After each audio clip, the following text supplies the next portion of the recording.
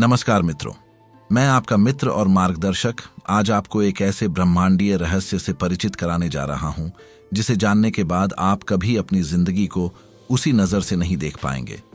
हमारे प्राचीन शास्त्रों में इसे कहा गया है यत्पिंडे तत् ब्रह्मांडे। जो कुछ व्यक्ति में है वही ब्रह्मांड में है। मिस्र की हर्मेटिक परंपरा में इसे कहा गया है as above so below, as within so without. चलिए समझते हैं। आज जो ज्ञान मैं आपके साथ साझा करने वाला हूं, यह ज्ञान कोई साधारण मोटिवेशन या सेल्फ हेल्प ट्रिक नहीं है। यह एक गूढ़ विज्ञान है जिसे सदियों तक छुपाया गया। केवल गुप्त समूहों, दीक्षा प्राप्त साधकों और प्राचीन सभ्यताओं के बुद्धिजीवियों को ही इसका बोध कराया जाता था। मिस्र के पिरामिडों में, भारत के योग मंदिरों में और तिब्बती बौद्ध मठों में यह एक नियम के रूप में जाना जाता था। इसका नाम है मिरर प्रिंसिपल, यानी दर्पण सिद्धांत। अब सवाल यह उठता है, आखिर क्यों कुछ लोग हर परिस्थिति में सफल हो जाते हैं? क्यों कुछ लोगों को जो वे चाहते हैं वह मानो जादू की तरह मिल जाता है, जैसे कि ब्रह्मांड उनके साथ षड्यंत्र कर रहा हो? और क्यों बाकी लोग चाहे जितनी मेहनत कर लें, संघर्ष करते रहते हैं और जीवन में ठहराव बना रहता है? आप सोचते हैं कि यह किस्मत है? शायद नहीं। हो सकता है कि ये लोग कोई गहरा रहस्य जानते हैं जो बाकी दुनिया नहीं जानती। आज हम उस रहस्य को उजागर करेंगे। मिरर प्रिंसिपल, यानी वह सिद्धांत जो कहता है कि यह सारा ब्रह्मांड एक विशाल दर्पण है और वह दर्पण किसी वस्तु को नहीं बल्कि आपकी चेतना को प्रतिबिंबित करता है। और याद रखिए, यह नियम केवल मानने की बात नहीं, यह एक सिद्ध विज्ञान है जिसे आज के समय में मनोविज्ञान, न्यूरोसाइंस और क्वांटम फिजिक्स भी प्रमाणित कर रहे हैं। तो चलिए आरंभ करते हैं इस चेतना की यात्रा को। अध्याय 1, मिरर प्रिंसिपल क्या है, आपकी हकीकत का सच। मित्रों, आइए शुरुआत करते हैं एक सरल उदाहरण से। जब आप सुबह आईने में अपना चेहरा देखते हैं तो क्या होता है? आईना आपका वही चेहरा दिखाता है जो आप हैं, है ना? अगर आप मुस्कुराएंगे तो आईने में दिखने वाला व्यक्ति भी मुस्कुराएगा। अगर आप गुस्सा करेंगे तो आईने में भी गुस्सैल चेहरा दिखेगा। पर क्या आप जानते हैं कि यही नियम हमारे पूरे ब्रह्मांड पर लागू होता है? यह सारा ब्रह्मांड एक दर्पण की तरह कार्य करता है जो आपको वही लौटाता है जो आप अपने भीतर सोचते, महसूस करते और मानते हैं। मिस्र की हर्मेटिक परंपरा में इसे कहा गया, जैसा ऊपर वैसा नीचे, जैसा भीतर वैसा बाहर। हमारे वेदों में कहा गया है यथ पिंडे तत् ब्रह्मांडे, अर्थात जो कुछ इस शरीर या व्यक्ति में है वही पूरे ब्रह्मांड में है। यह शब्द महज दर्शन नहीं है, यह ब्रह्मांड के ऑपरेटिंग सिस्टम है। आपको यह समझना होगा कि आपकी वास्तविकता आपकी सोच और विश्वासों का प्रतिफल है। बाहर की दुनिया केवल आपके भीतर की दुनिया का प्रतिबिंब है। लेकिन अधिकतर लोग गलती यही करते हैं, वे आईने को दोष देते हैं, जबकि दर्पण को बदलने की कोशिश करना व्यर्थ है। आपको अपने चेहरे को, अपने स्वरूप को, अपनी चेतना को बदलना होगा। सिर्फ सोच बदलनी नहीं, आपको अपनी ऊर्जा, अपने कंपन और अपने अवचेतन मन की गहराई में उतरकर रिफ्लेक्शन को ट्रांसफॉर्म करना होगा। अध्याय 2, ब्रह्मांडीय चेतना के 3 स्तर। मित्रों, आपका मन केवल एक साधारण यंत्र नहीं है, यह ब्रह्मांड से संवाद करने वाला एक सेतु है। यह 3 स्तरों पर कार्य करता है। पहला स्तर है चेतन मन। यह वह हिस्सा है जो तर्क करता है, निर्णय लेता है, योजना बनाता है। दूसरा स्तर है अवचेतन मन।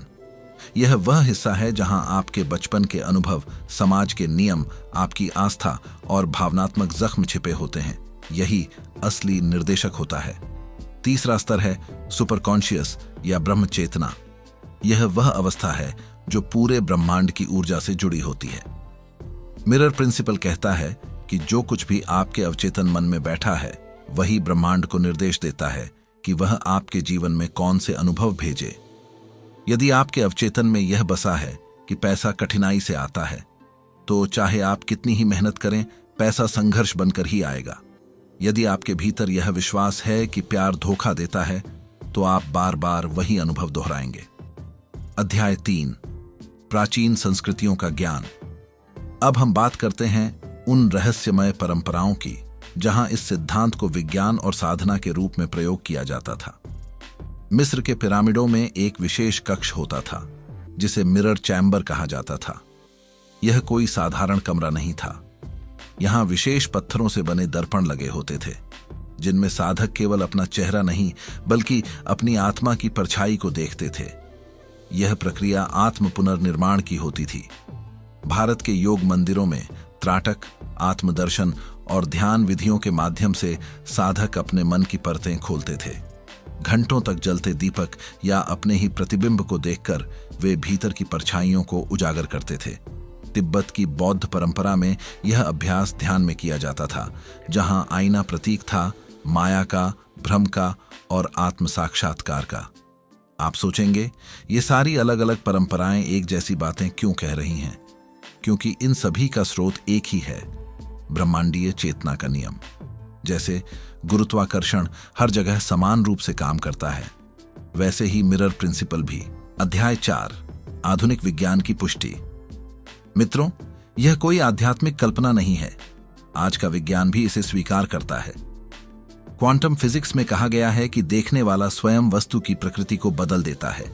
उसे कहा जाता है ऑब्जर्वर इफेक्ट। इसका अर्थ है, आप जिस तरह से किसी चीज को देखते हैं वही उसका अस्तित्व तय करता है। न्यूरोसाइंस में न्यूरोप्लास्टिसिटी सिद्धांत कहता है कि आपके विचार आपके मस्तिष्क के न्यूरल नेटवर्क को फिर से गढ़ सकते हैं और वह बदला हुआ नेटवर्क नए भावनात्मक अनुभव और व्यवहार तैयार करता है। इसका सीधा अर्थ है, आप जो बार बार सोचते हैं वही आप बन जाते हैं। अध्याय 5, 5 ब्रह्मांडीय चाबियां। मिरर प्रिंसिपल को सक्रिय करने के लिए अब मैं आपको बताऊंगा वे 5 रहस्यमय चाबियां, जिनके प्रयोग से आप इस दर्पण को बदल सकते हैं। पहली चाबी, आत्म जागरूकता। रोज खुद से पूछिए, मैं क्या सोच रहा हूं? क्या मेरी सोच मेरी मदद कर रही है या मुझे सीमित कर रही है? 10 मिनट रोज आत्मनिरीक्षण कीजिए। दूसरी चाबी, विश्वास प्रणाली का पुनर्निर्माण। हर उस विचार को पहचानिए जो आपको रोकता है, उसे लिखिए, उसका खंडन कीजिए और उसके स्थान पर एक नया सशक्त विचार स्थापित कीजिए। तीसरी चाबी, कल्पना का विज्ञान। आपके मस्तिष्क को कल्पना और वास्तविकता में फर्क नहीं समझता। यदि आप अपने सपनों को ऐसे देखें जैसे वे हो चुके हैं, तो ब्रह्मांड उसे साकार करने लगता है। चौथी चाबी, कृतज्ञता की ऊर्जा। कृतज्ञता एक उच्च ऊर्जा है। रोज रात सोने से पहले उन 10 चीजों के लिए आभार प्रकट कीजिए जो आपके पास हैं। पांचवी चाबी, प्रेरित क्रिया। सिर्फ सोचने से बदलाव नहीं आता। जब आप अंदर से तैयार होते हैं तब ब्रह्मांड रास्ते खोलता है, लेकिन आपको पहला कदम खुद लेना होता है। अध्याय 6, वास्तविक जीवन की कहानियां जो इस सिद्धांत को प्रमाणित करती हैं। अब हम बात करेंगे उन लोगों की जिन्होंने इस मिरर प्रिंसिपल को अपने जीवन में लागू किया और अपने भाग्य को पूरी तरह से बदल दिया। पहली कहानी, अर्जुन।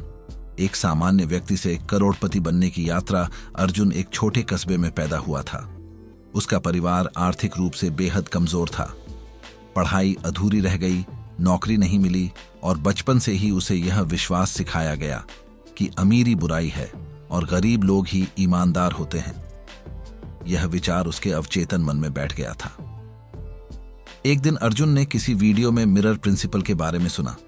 शुरुआत में उसे लगा कि यह कोई मनगढ़ंत बात है, परंतु एक रात उसने स्वयं के प्रतिबिंब को गौर से देखा और महसूस किया कि वह वास्तव में खुद को गरीब ही मानता है। उसने निर्णय लिया कि वह अपने इस विश्वास को बदलेगा। हर दिन वह आईने में खुद से कहता, मैं समृद्धि के योग्य हूं। धन एक दिव्य ऊर्जा है जो मेरे माध्यम से दुनिया में प्रवाहित होती है। धीरे धीरे उसकी सोच बदली, उसका आत्मविश्वास बढ़ा। वह लोगों से खुलकर बात करने लगा और व्यापार के अवसर दिखाई देने लगे। कुछ ही वर्षों में अर्जुन एक सफल व्यवसायी बन गया। आज उसका खुद का एक्सपोर्ट बिजनेस है और वह दर्जनों लोगों को रोजगार देता है। दूसरी कहानी, नेहा। बीमारी से स्वास्थ्य तक का चमत्कार। नेहा को डॉक्टरों ने बताया था कि उसे एक जटिल और असाध्य बीमारी है। इलाज महंगा था और परिणाम निश्चित नहीं। वह अवसाद में चली गई। फिर किसी मित्र ने उसे मिरर प्रिंसिपल के बारे में बताया।